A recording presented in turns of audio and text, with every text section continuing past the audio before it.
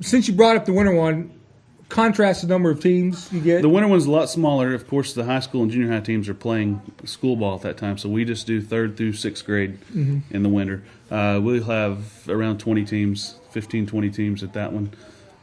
It's growing every year as well.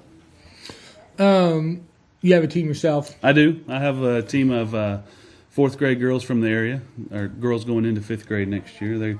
We went to Kansas 2 weeks ago and won the consolation bracket up there. Did you? We won 4 out of 6 games against some teams we played teams from Kansas and Colorado and Oklahoma. Anybody that you saw up there is going to come down here? There are some teams. We have the Missouri Valley Magic, a very, very good organization out of Springfield. It's a girls' organization. They have their teams are always at nationals, always very competitive. They're coming down.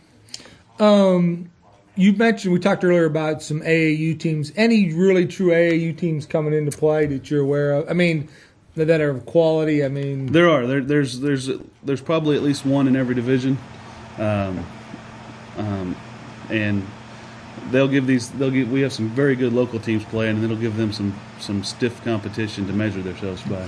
Well, you mentioned earlier the Valley Springs, that senior high team that has had 2 really good runs. I know the girls' side's playing as well. Is that right?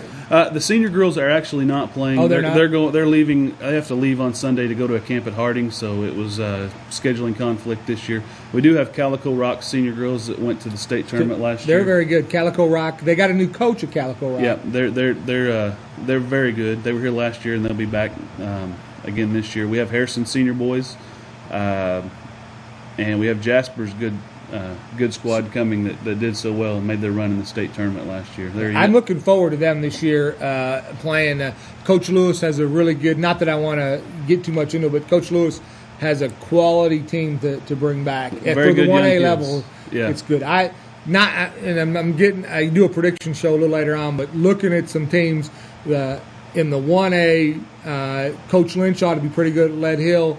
Jasper ought to be very good. Coach Roberts always pulls somebody out over there in the 1A. He has a good young class coming up, too. Yeah. And on the girls' side, though, you can always count on the Kingston Lady Yellow Jackets. Right. They do have the All-State Brooke Poole coming back, and she has guaranteed me, which she's going to be doing the show. We're going to be doing her show. We're going to tape that show next week, but we're not going to be on for a couple of weeks. She is guaranteed that they're going back to state finals. That's awesome. I won't bet against her. It was comical with her because she made a point blank to say, "I'm telling you right now, we are going. I'm personally getting them back to the state finals."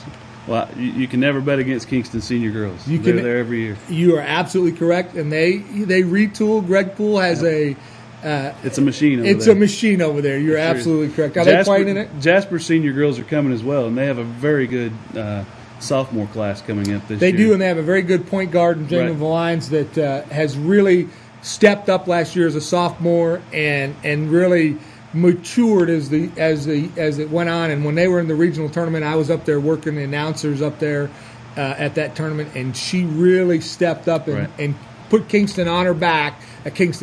Jasper on her back and carried the Lady Pirates to the finals. I look forward to them in Calico Rock doing battle. Yep, I think that'll be a very good game. I wonder what you do with Calico Rock since they have to change the coach. But but that's all. It's always a talented place. Where else you got them coming from? Let's see. Valley Springs is coming. Valley has 3 teams. Jasper has 4 teams from different age groups. Bergman, Flippin, and Yelville have put their teams kind of together. The Pemberton kid at Yelville is going to play with them. They play with the Flippin or with the Flippin over, and I think they'll be really competitive in the senior boys division. I think Flippin. Not that I want to tip my hat, but I think Dion Hargrove and his Flippin Bobcats team will be a team to be reckoned with this coming year in the 3A conference. I do too. With the Pemberton kid Pemberton boy in the middle, be very solid. That will be very solid, real quick. It should be fun to watch. All right. Anything else you want to add? We're almost out of time. Just welcome everybody to come out, and if you have any questions about the tournament, give me a call. Give me your number. 577-3209. Give me a call. I can answer any questions you have on it. But we will start at 5 on Friday. at North Ark, Bergman, and the Youth Center, and we welcome everybody to come out and join us. Any room for any more teams, or are you done? If they call me today, so by the time this airs, probably not. It won't be. Okay. All right. Well, I appreciate you coming on, Scott. It was great to have you on here. I'm excited about next weekend. Until next time, this is the Sports Dungeon. I'm your host, Lauren Tepper, and we'll be back next week.